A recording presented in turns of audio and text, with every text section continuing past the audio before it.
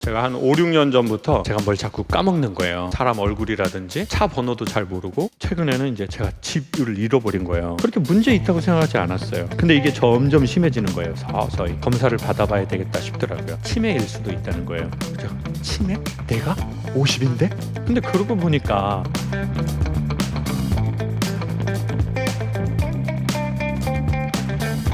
저 얼굴 보셔서 아시겠지만 오늘 컨디션이 좀 좋아 보여요? 좀 구려 보여요? 네? 면상에다 그런 얘기를 그렇게 참 못돼 처먹은 사람들이 많이 오셔가지고, 보통은 이렇게 물어보면 너무 강사님 좋아 보여요. 그런데 지금 어떤지 구려 보여요. 제가 이제 큰 병원에 좀 다녀왔어요. 큰 병원에 다녀왔는데 제가 한 5, 6년 전부터 저한테 어떤 현상이 좀 있었냐면 제가 뭘 자꾸 까먹는 거예요. 이 기억을 잘 못하는 거예요. 뭐 사람 얼굴이라든지 숫자 같은 것도 기억을 잘 못하고, 뭐 전화번호 이런 건 아예 못 외우고, 차 번호도 잘 모르고, 뭐 아무튼 잘 기억을 못 하더라고요. 근데 저는 제가 이상이 있다고 생각하지 않았어요. 왜냐하면 지금 여러분이 보시는 것처럼 저는 거의 2시간 반에서 3시간 모든 이야기를 원고 없이, 여러분 대부분의 방송은 다 프롬프트가 있어요. 다 그거 보고 하는 거예요.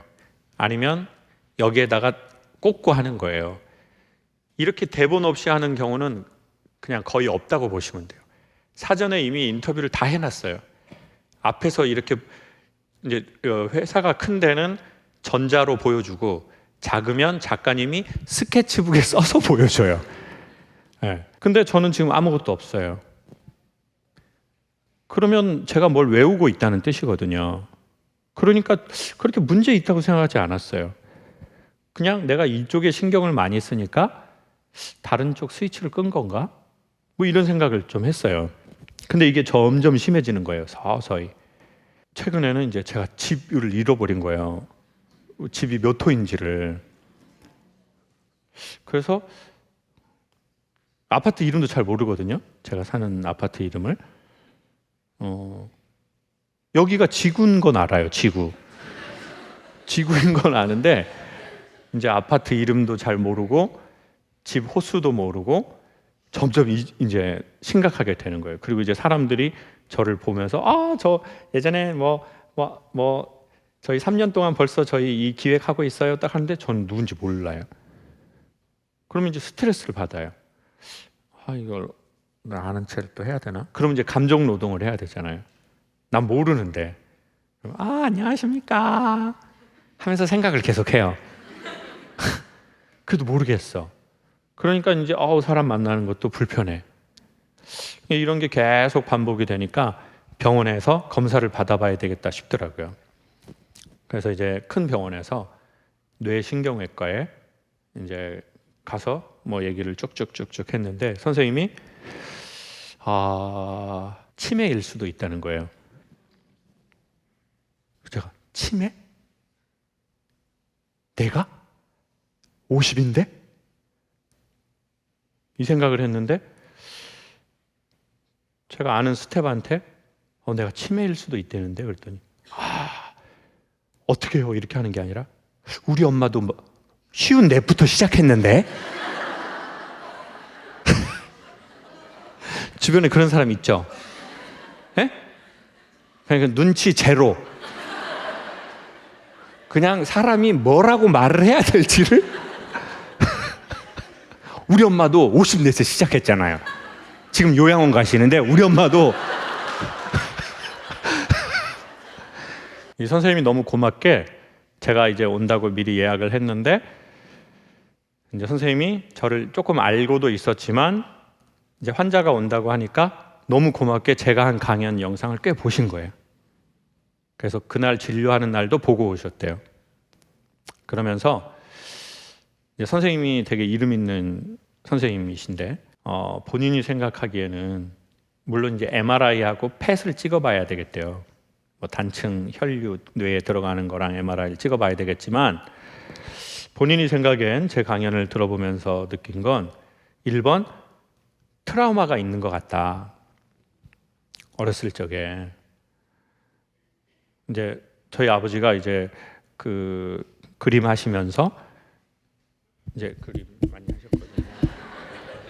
그림 하시고 이제 지역사회 환원하시고 그리고 이제 무소유 이루시고 이제 집에 와서 엄마하고 UFC 하시고 엄마 파트라슈 되시고 막 이랬단 말이에요.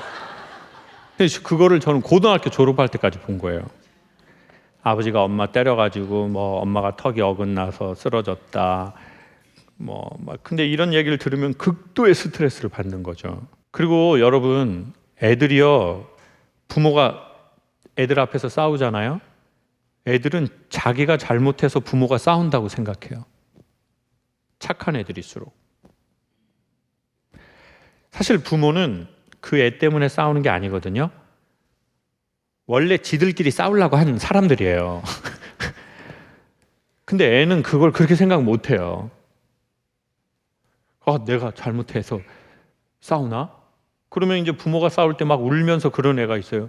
엄마 잘못했어요. 제가 말 잘 들을게요. 제가 말 잘 들을게요. 싸우지 마세요. 우리가 말 잘 들어도 싸워요. 근데 이제 그걸 자기 잘못이라고 생각한다는 거죠. 근데 그나마 너무 고마운 거는 아버지가 엄마를 때리려고 할 때 엄마가 저를 얼른 도망가라고 했어요. 빨리 도망가라. 그럼 저는 막 도망가는 거예요. 그리고 뭐 이제 너무 춥잖아요. 애들이 어디 가기에는. 그때는 뭐 무슨 방 이런 게 없으니까. 그럼 뭐 이제 건설 현장 같은 데 가서 합판 밑에 이렇게 숨어 있죠.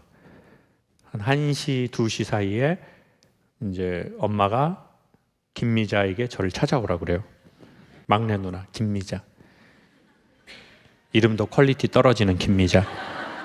그러면 김미자가 와서 이 춥고 무섭고 힘든 이 아이에게 뭐라고 해주면 좋겠어요? 무서웠지? 또는요? 괜찮아? 근데 김미자는 겁쟁이 같은 새끼. 그리고는 빨리 와. 이 겁쟁이 같은 새끼야. 네가 엄마를 지켜줘야지. 그러면 저는 이제 죄책감을 갖고 김미자를 따라가는 거예요. 김미자 어제 카톡 왔더라고요. 창호가 내가 지금 어디 등산 갔다가 내려와서 화장실인데 옆에 있는 사람이 김창옥 강사님 얘기를 하고 있는 거야. 똥 싸면서. 완전 황당. 뭐가 황당해? 그랬더니 아니 여기 여자 화장실인데 옆에서 말하는 사람 남자야. 그 김미자가 이제 그때는 저한테 이렇게 겁쟁이 같은 새끼. 그래가지고 이제 저는 이제 요런 과정을 고등학교 졸업할 때까지 했던 것 같아요. 그래서 선생님이 보기에는 그 트라우마가 원인이 1번인 것 같아요. 그리고 2번 원인은 여러분들이 엽서를 쓰셨잖아요. 그러면 이제 그 엽서들을 보면 주로 감사합니다, 고맙습니다, 강연을 들어서 좋아졌습니다 이런 퍼센테이지는 20% 전후가 돼요. 나머지는 주로 뭘까요? 그렇죠. 고민 상담인데 누구에 대한 고민이 제일 많을까요? 맞아요. 가족에 대한 고민이 제일 많아요. 제일 많은 거는 남편. 뭐 강사님 어떻게 해야 되나요?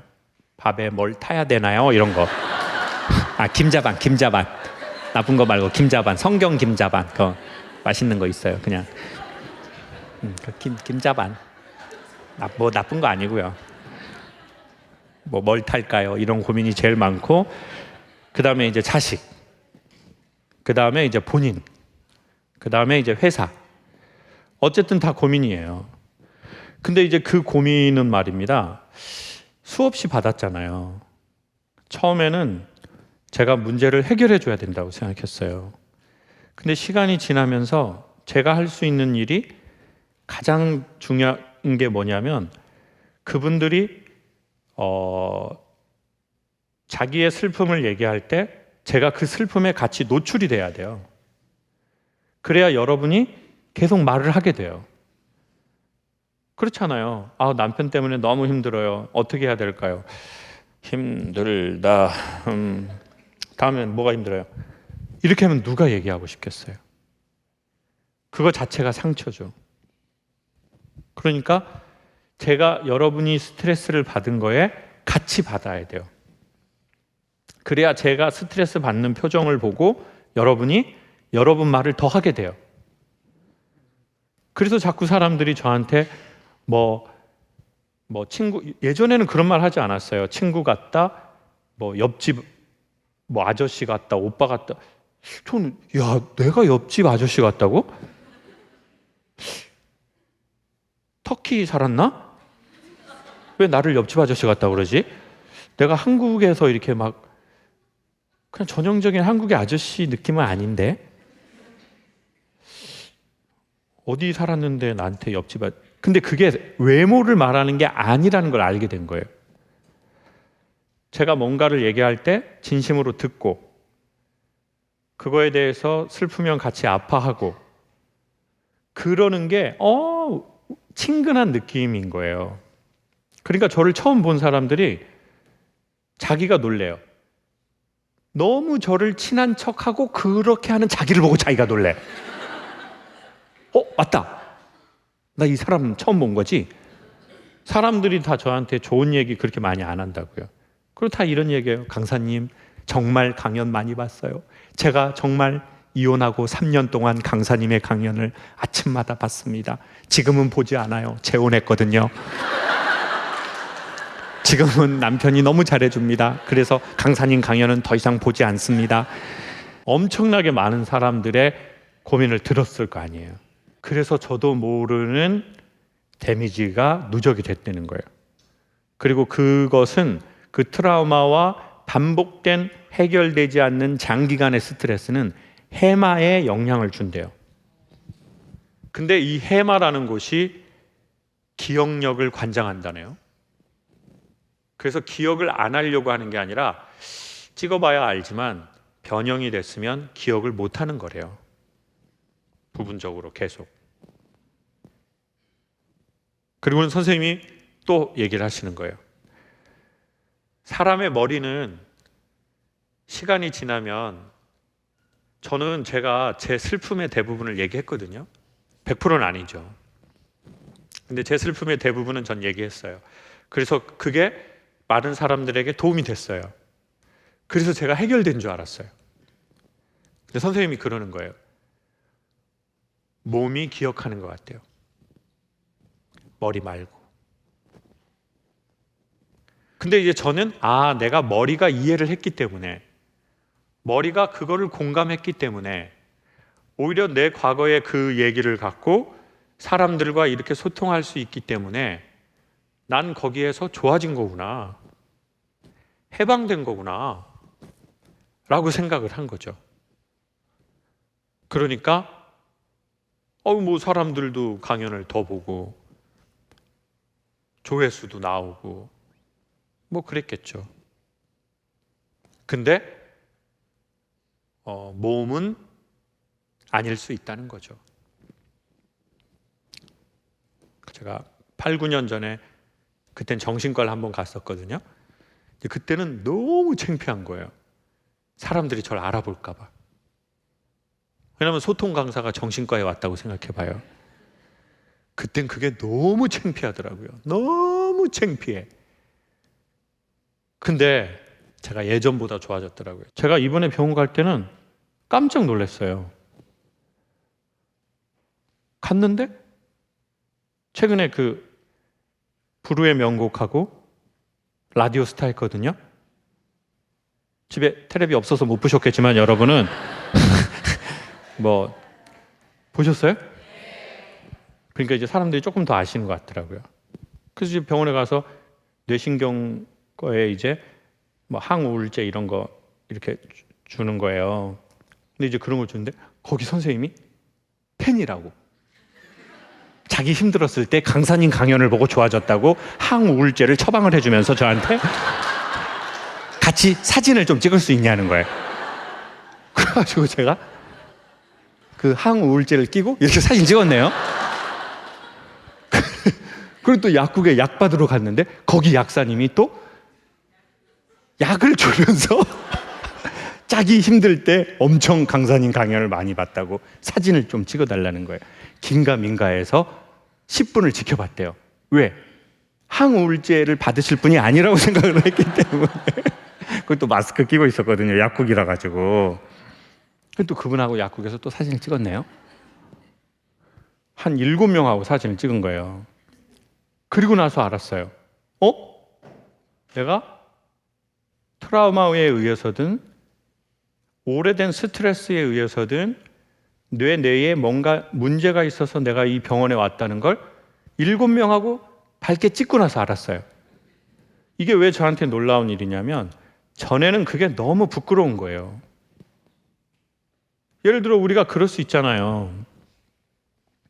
내가 선생님인데 우리 애가 문제가 생겼어. 내가 엄청나게 어떤 종교적인 신심이 있는데 내 아이가 문제가 생겼고 나는 이혼해야 될 상황이야. 내가 뭐 엄청나게 선배로서 사장으로서 누구로서 뭐 막 했는데 어느 날 자기가 말하고 살아온 삶과 너무 반대급부의 일이 나에게, 내 가족에게 내가 책임져야 할 상황에서 생겼어요. 그때 인간이 제일 먼저 이렇게 될 수밖에 없거든요. 근데 이제 그게 좋아진 것 같아요. 같이 사진을 찍은 거 보니까. 사진 찍고 나서 알았어요. 항우울제라는 걸. 근데 그게 그렇게 부끄럽지도 않더라고요. 그리고 오히려 저에 대한 이런 생각이 생겼어요. 내가 내 트라우마가 나는 말을 했기 때문에 좋아졌다고 생각했는데 내 몸은 좋아진 게 아니었나 보네. 그럼 이제 어떻게 해야 되지 이거를? 저 어떻게 해야 될지 모르겠어요. 딱 하나 안 게 뭔지 아세요? 이번 주에 이 결과를 받았으니 마침 이번 주가 여러분하고 만나는 이 시간이니까 여러분한테 이 사실을 얘기해야지. 그거 하나만 확실히 알게 됐어요. 그러면 뭐 제가 여러분한테 뭘 바랬겠어요? 이 얘기하면 뭐 병원비라도 하라고 뭐 돈을 준다든지 이제는 강연하지 말고 쉬어라. 제가 건물이 여러 채인데 좀 뭐 엠빵 하자. 제가 그런 거 해가지고 이거 했다고 생각해요, 여러분은? 얼굴 표정이 그렇다는 표정이네요, 지금. 고마운 거죠. 어떻게 해야 될지 어떻게 알아요, 제가. 이런 일이 벌어지면 경황이 없어 아무 생각이 안 나요. 전 이런 걸 살짝 고대했어요. 제가 그랬어요 라고 할 때 여러분이 동시에 막 어떡해 이럴 줄 알았는데 여러분이 아까 어떻게인 줄 알아요? 제가 항우울제를 받았어요. 이게 뭔 뜻이에요?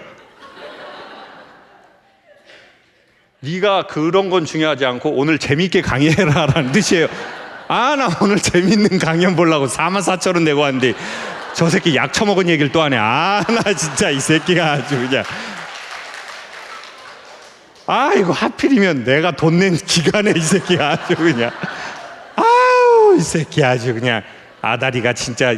근데 죄송해요, 환불은 안 돼요. 근데 확실한 거는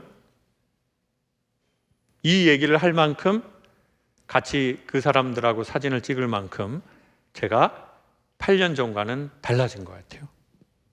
우리는 자꾸 그런 생각을 하게 되잖아요. 나 열심히 살았는데 나 열심히 살았는데 이 결과가 이게 뭐야? 어디다 말도 못하겠네. 그럼 내 인생은 헛산 거야? 나 엄청 힘들게 살아서 여기까지 왔는데 근데 왜 이렇게 내가 어디다가 얘기하기 이런 일들이 나한테 생겨? 그러면 우리는 우리가 살아온 이때까지의 모든 삶을 부정하려는 나쁜 의식의 습관이 있는 것 같아요. 그거 하나 그랬기 때문에 우리가 살아온 모든 삶을 순간 부정하려고 한다는 거죠. 자기 자신에게든 타인에게든. 네가 그거 잘못했으니까 네 살아온 거 보면 넌 빠꾸야. 이렇게 비난을 하든지 자기 자신한테 그렇게 하든지. 근데 제가 오늘 여러분하고 생각하고 싶은 건 이거예요. 이건 이거고 저건 같이 해주면 안 돼요. 그렇지 않아도 힘없는데. 좀 한 사람 다운되면 여러분이라도 좀 으쌰으쌰 해줘야지. 정말. 자, 다시 한번 할게요. 이건 이거고 저건 저거다. 왜 그 말끝을 그렇게 해요? 저거다. 이건 이거고 저건 저거다. 그러니 그 한 사건으로 본인이 살아온 삶과 상대방의 소중한 삶을 부정하지는 말아라. 그건 어디 말투예요? 여러분이 저에 대한 최소한의 따뜻한 마음을 갖고 있다고 확신하기 때문에 저는 얘기할 수 있는 거예요. 해답도 안 나고 결론도 없는 말인데 이게 너무 중요한 것 같아요. 어떻게 인생에 뾰족한 해답이 한 번에 보이고 내가 가야 할 길이 한 번에 보인단 말입니까? 아주 작은 불빛, 내가 걸어갈 정도만 되면 그거 보고 가야지.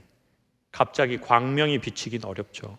그리고 갑자기 눈이 밝아지면 눈은 시력을 잃게 돼 있거든요. 그러니 최근에 저처럼 나는 이런 사람이고 이런 역할을 했고 이런 성과를 냈는데 제 인생에 이런 일이 생기네요. 나 너무 자존심이 상할 수도 있고 너무 부끄럽다고 생각할 수도 있고 너무 억울하다고 생각할 수도 있고 너무 이해가 안 된다고 생각할 수도 있고 그리고 어떻게 신이 있는데 나한테 이런 일이 자꾸 왜?